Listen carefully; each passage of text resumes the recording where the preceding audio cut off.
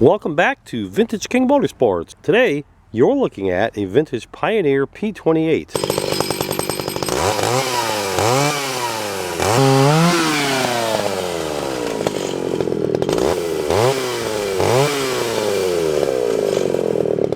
When I was young, my Uncle Bob had a saw just like this. Uncle Bob took that saw everywhere he went. He loved this saw almost more than he loved Aunt Lulu.